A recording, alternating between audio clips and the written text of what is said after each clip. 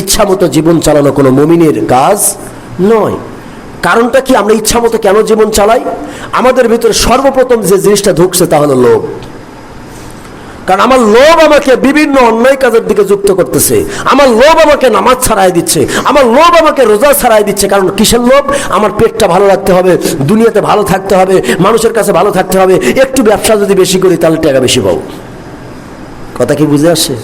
লোভ, আমার লোভ আমাকে হেদায়েত শূন্য করে দিচ্ছে। মনে রাখবেন, লোভ মানুষকে হেদায়েত শূন্য করে দেয়। কারণ লোভে পাপ, পাপের ভিতরে একটা কথা আছে, কিন্তু লোভ মানুষকে পাপের দিকে টানায় নেয়।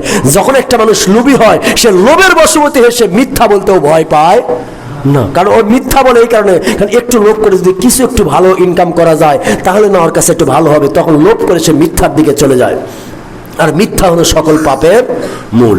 মনে রাখবেন, একটা মানুষের ভিতরে যখন লোভ থাকে তখন সে হেদায়েত শূন্য, আস্তে আস্তে আস্তে আস্তে হেদায়েত শূন্য হতে থাকে। সে যত বড় বুজুর্গই হোক, যদি তার ভিতরে লোভ একবার ঢুকে যায় তাহলে সে আর ভালো কখনো কিছু করতে পারে না।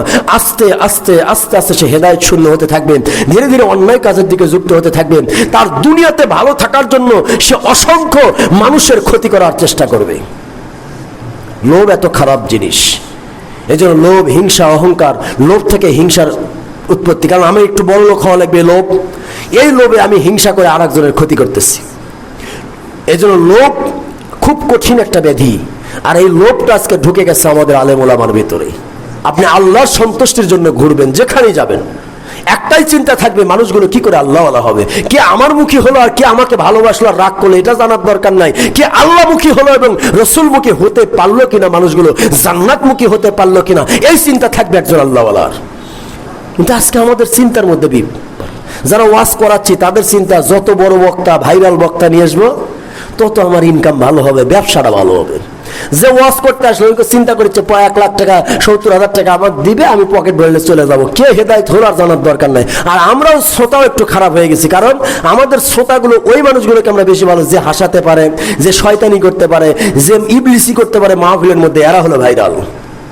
উল্টাপাল্টা কথা বলতে পারে, দিন বাদ দিয়ে আজগবি উল্টাপাল্টা গল্প করে, এদেরকে নিয়ে এসে আমরা ওয়াজ করাচ্ছি। হেদায়েত কেমনে আসবে? বাড়ি বাড়ি ওয়াজ হলেও তো হেদায়েত আসবে না। কারণ হেদায়েত আসবে তখন যখন বক্তার চিন্তা থাকবে আমি ওয়াজ করি আমার আল্লাহর সন্তুষ্টির জন্য, মানুষগুলোকে হেদায়েতের আশায়। শ্রোতার চিন্তা থাকবে আমি ওয়াজ শুনবো আল্লাহকে খুশি করার জন্য, ওয়াজটা শুনে যেন মানতে পারি এই জন্য। আর কমিটিরই চিন্তা থাকবে এরকম যে আমি ওয়াজ করাচ্ছি, এখান থেকে 2-4 জন মানুষ যদি হেদায়েত হয় এটা আমার নাজাতের আশা। তখন না মানুষ হেদায়েত হবে। এই জন্য আজকে ঘরে ঘরে ওয়াজ, কিন্তু আওয়াজ নেই।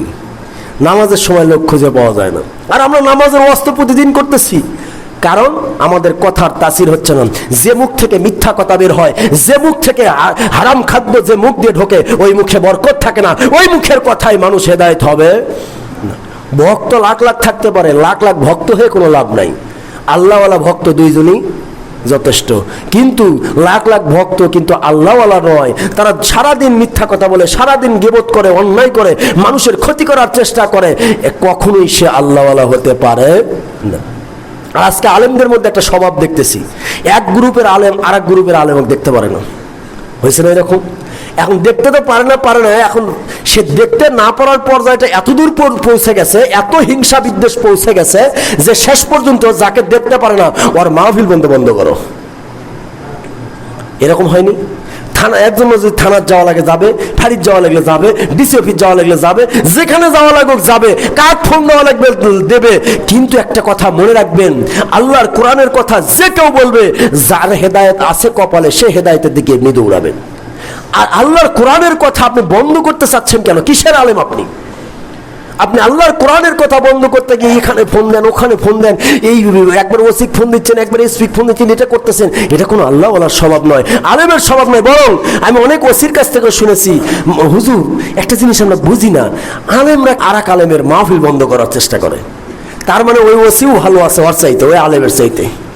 আল্লাহর কোরআন বলেছেন, قال الذين كفروا لا تسمعوا لهذا القرآن والغوا فيه لعلكم تغلبون। কাফেররা বলতো, কারা? قال الذين كفروا, যারা কাফের তারা বলতো ওদের ওয়াজ, ওদের কথা শুনো না, নিজেও শুনো না, অন্যকে শুনতে দিও না। তোমরা কি করো? হট্টগোলের সৃষ্টি করো, ওখানে বাধার সৃষ্টি করো। সম্ভবত তোমরাই বিজয়ী হতে পারবে। কাফেরদের কথাটা নাউজুবিল্লাহ বলেন। আল্লাহ ঘোষণা দিয়েছেন, কাফেররা বলে নবী গো, ওরা বলে কলাল্লাযিনা কাফারু, কাফের সম্প্রদায়ের এই কথাটা বলে যে কোরআনের আলোচনা তোমরা বন্ধ করে দাও, নিজেরাও শুনো না, অন্যকে শুনতে, নিজেরা শুনবা না ঠিক আছে, কিন্তু অন্যকে যে শুনতে দিবা না, তার জন্য তোমরা কি করো, হট্টগোলের সৃষ্টি করো, যাতে করে তোমরা সফল কাম হতে পারো। আস্তাগফিরুল্লাহ, আল্লাহ বুঝাচ্ছেন তারা কখনোই সফল কাম হবে না।